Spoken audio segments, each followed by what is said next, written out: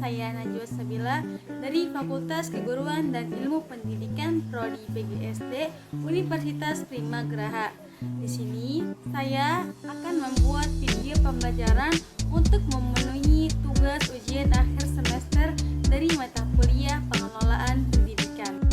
Baiklah, langsung saja. Dalam video pembelajaran kali ini kita akan membahas tentang supervisi pendidikan. Kalian tahu nggak apa itu supervisi pendidikan? Secara etimologis, istilah supervisi berasal dari bahasa Inggris, yaitu supervision, yang artinya pengawasan. Sedangkan dari sudut pandang morfologi, supervision dapat dijelaskan dalam bentuk kata. Supervision terdiri dari dua kata, yaitu super dan vision. Istilah super berarti atas atau lebih, sedangkan istilah vision dimaknai dan diartikan sebagai melihat, mengawasi, dan meneliti. Istilah lain yang dikenal dengan supervisor merupakan orang yang melakukan aktivitas di supervisi. Nah, selain itu, di sini juga ada beberapa pengertian supervisi pendidikan menurut para ahli. Yang pertama, pengertian supervisi pendidikan menurut Allroad pada tahun 2012, yaitu supervisi pendidikan ini menekankan pada bimbingan, pengarahan, dan koordinasi proses belajar dan mengajar yang dilakukan di lingkup sekolah.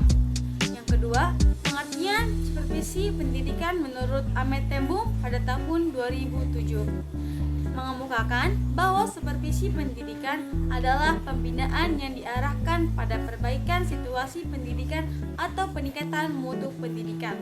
Yang ketiga, pengertian supervisi pendidikan menurut Teismaz pada tahun 2011, yaitu supervisi pendidikan dimaknai sebagai bimbingan dan dukungan profesional yang diberikan kapanpun dan dimanapun diperlukan.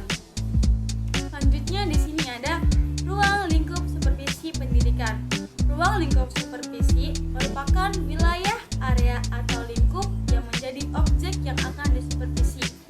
Ruang supervisi dalam lingkup pendidikan juga mengacu pada proses pengawasan atau pemantauan yang dilakukan oleh supervisor atau pengawas terhadap kegiatan pendidikan. Berikut ada beberapa ruang lingkup supervisi yang penting dalam pendidikan. Yang pertama, supervisi akademik, yaitu kegiatan yang difokuskan pada pengamatan supervisor terhadap permasalahan akademik, yaitu seluruh kegiatan yang terjadi di lingkungan belajar. Yang kedua, supervisi manajerial, yaitu fokus pada pengawasan terhadap aspek manajemen sekolah seperti pengelolaan sumber daya, keuangan, administrasi, dan kebijakan sekolah. Yang ketiga, supervisi kepemimpinan, yaitu menyangkut pengawasan terhadap kinerja kepemimpinan di sekolah, termasuk kemampuan kepala sekolah dalam memimpin dan mengelola sekolah secara efektif. Yang keempat, supervisi pengembangan profesional, yaitu merupakan proses pengawasan yang bertujuan untuk meningkatkan kualitas dan keterampilan para pendidik melalui pelatihan, pembinaan, dan pengembangan profesionalisme. Yang kelima, supervisi evaluasi, yaitu melibatkan pengawasan terhadap proses evaluasi kinerja pendidik, tenaga pendidik, dan siswa untuk menilai pencapai tujuan pendidikan dan memberikan umpan balik yang dibutuhkan. Yang keenam, supervisi pembelajaran, yaitu fokus pada pengawasan terhadap proses pembelajaran di kelas, termasuk metode pengajaran, interaksi guru siswa, dan efektivitas pembelajaran. Yang ketujuh, supervisi pendidikan inklusif, yaitu melibatkan pengawasan terhadap implementasi pendidikan inklusif di sekolah untuk memastikan akses pendidikan yang adil bagi semua siswa, termasuk mereka yang memiliki kebutuhan khusus.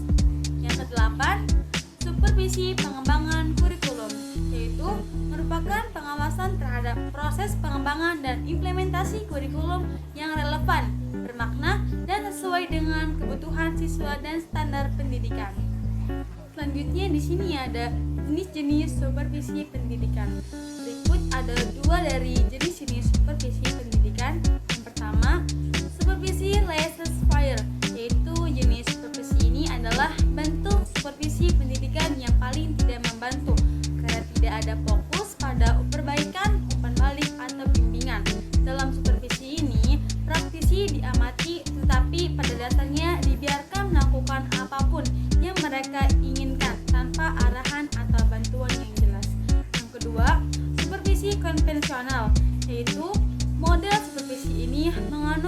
paham bahwa supervisor memiliki kekuasaan untuk menentukan nasib kepala sekolah dan guru.